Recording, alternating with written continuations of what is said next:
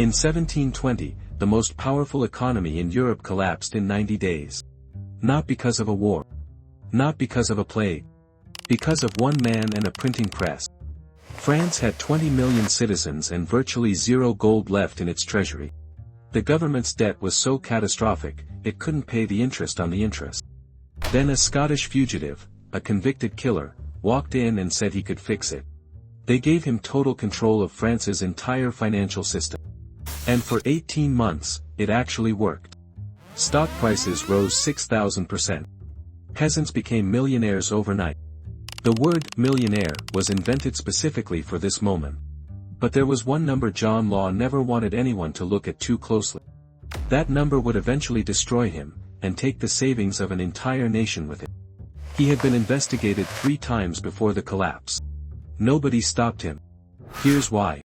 To understand how John Law broke France, you need to understand France first. It's 1715. King Louis XIV, the Sun King, has just died. He leaves behind the most glamorous court in European history.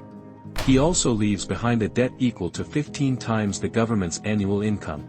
France was functionally bankrupt before John Law arrived. The treasury couldn't pay its soldiers. It couldn't pay its judges. It was borrowing money just to pay back old loans. Sound familiar? Now picture the man who showed up claiming he could solve all of it. John Law was born in Edinburgh in 1671. His father was a goldsmith, one of the earliest forms of a banker. Growing up, Law watched his father lend out more gold than he actually owned. Customers deposited gold. His father wrote them receipts. Then he lent those same receipts to other people. The gold never moved. Only the paper did. And the system worked, as long as everyone didn't ask for their gold back at once. That idea never left John Law. By his 20s, Law was one of the most brilliant mathematical minds in Europe. He could calculate gambling odds faster than any man alive. He traveled across the continent, winning fortunes at card tables. But in 1694, he made a fatal mistake. He fought a duel over a woman in London. He killed his opponent. A court convicted him of murder and sentenced him to death. Law escaped from prison, nobody knows exactly how, and fled to the European continent. For the next 20 years, he pitched his big idea to every major government in Europe. Scotland rejected him. France rejected him. Savoy rejected him. The idea was simple but radical: replace gold with paper. Instead of coins, the government would print banknotes backed by land and commerce. The money supply could grow as the economy grew. No more gold shortages. No more debt crises. Every government called it insane. Then France ran out of option. King Louis XIV was dead. His 5-year-old great-grandson was on the throne. The man actually running France was Philippe, the Duke of Orleans. Philippe was desperate. The debt was strangling the country. He called Law back to Paris. In 1716, Law got permission to open a private bank, Banque Générale. It issued paper banknotes backed by gold deposits. And crucially, the bank guaranteed those notes would never be devalued. The French public was skeptical. Gold was real. Paper was just paper. But then Law did something clever. He announced that taxes could be paid in his banknotes. Suddenly, everyone needed them. Within a year, the bank's notes were trading at a premium over gold coins. The system was working. Philippe was impressed. He gave Law his next toy. In 1717, Law took control of the Mississippi Company. On paper, it was a trading company with exclusive rights to develop French Louisiana. In reality, Louisiana was a swamp with almost no European settlers. But Law wasn't selling Louisiana. He was selling the idea of Louisiana. He published pamphlets describing a paradise of gold, silver, and fertile land. He hired homeless people off Paris streets, dressed them in fake miners' uniforms, and marched them through the city.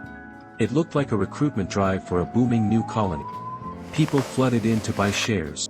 In 1718, Philippe handed Law something almost no private individual has ever controlled. He made Law's private bank the official Royal Bank of France. Law now controlled the national money supply. He could print as many banknotes as he wanted. And he used that power to do something that should have been illegal. He printed new money specifically to loan to people, so they could buy Mississippi Company stock. The more money he printed, the higher the stock climbed. The higher the stock climbed, the richer everyone felt. The richer everyone felt, the more notes he printed. It was a perpetual motion machine built entirely out of confidence. But there was one thing law never solved. The gold. Banque Royale held nowhere near enough gold to back the notes in circulation. If even a fraction of note holders demanded gold at once, the whole thing collapsed. 3 different analysts filed warnings with the French government between 1718 and 1719. The government buried every single one. Because by then, the stock was only going up. And nobody stops a party while the music is playing. By 1719, John Law was the most famous man in Europe. Not a king. Not a general. A Scottish fugitive with a murder conviction. And he was running the entire French economy. Let's talk about what the peak actually looked like.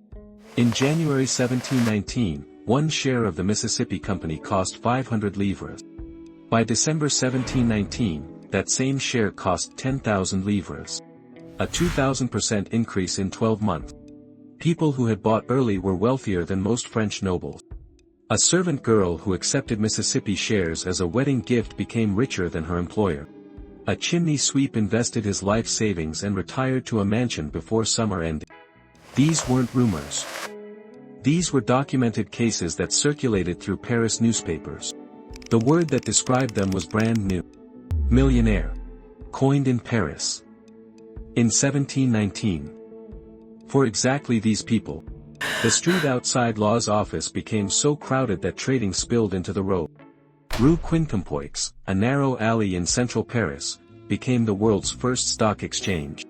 Noblemen rented out their windows as observation platforms for a fortune per day. A hunchbacked man reportedly made a small income renting out his hump as a writing desk for traders to sign contracts on. Paris had gone completely insane. And John Law was at the center of all of it. He moved into the Palais Royal, one of the most prestigious addresses in France. He threw dinners for kings, diplomats, and philosophers. His art collection rivaled the royal family. He owned multiple estates across France. He traveled in a carriage gilded with actual gold leaf. Crowds gathered just to watch him ride past. The Duke of Orleans, the man running France, called Law his closest advisor. Foreign governments sent ambassadors specifically to study Law's financial system. Peter the Great of Russia tried to recruit him. The King of Sicily offered him a senior government position. He turned them all down. Why leave? He had already won.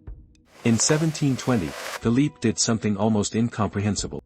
He appointed John Law, a Scottish foreigner with a murder conviction, as Controller General of Finances. The equivalent of Treasury Secretary, Finance Minister, and Federal Reserve Chairman combined. One man. Total control. Every livre printed in France went through John Law. But here's where the story gets uncomfortable. Law wasn't stupid. He knew the math didn't work. He knew the money supply had expanded far beyond the gold backing it. His internal estimates, discovered later in government archives, showed a gap of nearly 2 billion livres. The notes in circulation were worth roughly 3 times the gold that existed to back them. He had 2 options. Slowly deflate the money supply and crash the stock price on purpose. Or keep printing and hope the Mississippi colony generated real wealth before anyone noticed. He chose to keep printing. Because stopping meant admitting the whole thing was a lie. And Law genuinely believed, at least in the beginning, that economic growth could outrun the gap. He wasn't entirely wrong about the theory. He was catastrophically wrong about Louisiana. The reality of French Louisiana in 1719 was grim. There was no gold. There was no silver. There were mosquitoes, disease, and a few thousand desperate settlers dying in the swamps. The company had been shipping convicted criminals and vagrants to Louisiana as colonists. Law knew this. The pamphlets kept describing paradise. Meanwhile, back in Paris, the smart money was quietly leaving. The Prince of Conti, one of France's most senior nobles, sent 3 wagons to the Banque Royale. He demanded gold in exchange for his banknotes. Law personally called in a favor from Philippe to pressure Conti into backing down. Conti retreated, but kept a fraction of what he demanded. That fraction was still 3 wagons full of gold coins. Word got out. If the Prince of Conti was converting to gold, what did he know? A single conversation at a dinner party spread across Paris in 48 hours. And then came the moment Law had been dreading for 2 years. People started asking for their gold back. Not many. Not yet. But enough to matter. Law's response was to do the only thing he knew how to do. He printed more money. In the first 3 months of 1720, he doubled the notes in circulation. He thought he could paper over the fear. He was wrong. There was one man in Paris who had done the actual mathematics. A rival banker named Richard Cantillon. Cantillon had already quietly converted all his Mississippi shares to gold and moved it out of France. He was sitting in London, watching, waiting. And he had just sent a very specific letter to a very specific group of investors. That letter would bring the whole thing down. Richard Cantillon was not a hero. He was a cold, calculating opportunist who had spotted a mathematical certainty. The Mississippi Company was going to zero. The only question was timing. His letter, sent to a select group of wealthy clients in early 1720, was simple. Convert everything to gold. Now. Before everyone else does. His clients listened. Within weeks, a quiet stampede had begun at the Banque Royale's windows. Not a full panic. Not yet. But a steady, unstoppable drain. Law watched the gold reserves falling and made a decision that destroyed him. On February 22, 1720, he merged the Mississippi Company with the Banque Royale. He thought combining them would restore confidence.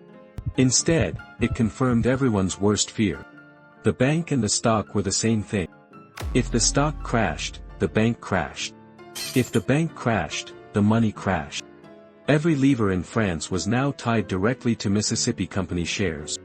Law had accidentally built the most dangerous financial instrument in history. And then he lit the fuse himself. In May 1720, desperate to slow the gold drain, Law made his fatal move. He announced that banknotes would be officially devalued, by 50%, over the next 6 months. He was trying to gradually deflate the bubble. What he actually did was tell every French citizen their savings were already worthless. The panic that followed was instantaneous. Crowds stormed the Banque Royale demanding gold within hours of the announcement. Law reversed the decision 4 days later. Too late. The psychological damage was done. People had seen behind the curtain. The government tried everything. They banned private ownership of gold coins above 500 livres. They banned the export of gold entirely. They made it illegal to buy diamonds or precious stones. They sent informants into markets to arrest anyone trading in anything other than banknotes. None of it worked. Because you cannot imprison an idea. And the idea now loose in Paris was simple. The money is fake. Mississippi Company shares went into freefall. From 10,000 livres per share in December 1719 to 1,000 livres by September 1720. A 90% collapse in 9 months. The Banque Royale's gold reserves hit zero in October 1720. There was nothing left. On October 10, 1720, the Banque Royale officially suspended all payments. The paper money was worthless. Every note in every pocket in France was now just paper. The streets of Paris became dangerous overnight. Mobs gathered outside Law's residence. Windows were smashed. Death threats were delivered by letter and by shouting crowds. 15 people were killed in a crush outside the bank as desperate citizens tried to exchange notes for anything of value. Law's own coachman was reportedly beaten in the street simply for working for him. Philippe, the man who had given Law everything, quietly withdrew his support. No trial. No defense. No public statement. Just silence from the palace. Law appealed to Philippe directly. Philippe gave him one thing, a passport and a quiet exit. On the night of December 14, 1720, John Law slipped out of Paris. He left in a borrowed carriage. He left behind his art collection, his estates, his gold-leafed carriages, and almost all of his money. The man who had once controlled the finances of the most powerful nation in Europe left France with roughly 800 livres to his name. Government inspectors arrived at his properties the next morning. They found ledgers showing the full scale of what had happened. Over 2 billion livres in banknotes had been printed. The gold to back them, approximately 700 million livres. A gap of 1.3 billion livres. Absorbed entirely by ordinary French citizens. The noble families had converted to gold early. The wealthy merchants had followed Cantillon's letter out of the country. The people left holding worthless paper were the ones who could least afford it. Shopkeepers. Tradesmen. Farmers who had trusted the bank with their life savings. They had no wagons to send. No private letters from Richard Cantillon. They had believed the pamphlet. And they had lost everything. John Law never faced trial. He never went to prison. He never repaid a single livre. He spent the rest of his life drifting between Venice, Copenhagen, and London. He died in Venice in 1729. Broke. Playing cards for money. Exactly as he had started. John Law was gone. But France was not done paying for him. The immediate damage was staggering. An estimated 500,000 French families lost significant savings in the collapse. The government attempted a settlement, offering new bonds in exchange for worthless notes. The bonds paid out at roughly 20% of face value. Meaning for every 100 livres you lost, you got back 20. If you were lucky enough to file the right paperwork. Many weren't. The legal process to claim compensation dragged on for over a decade. Most ordinary citizens recovered nothing. The wealthy, as always, had already recovered themselves. But the damage went far deeper than money.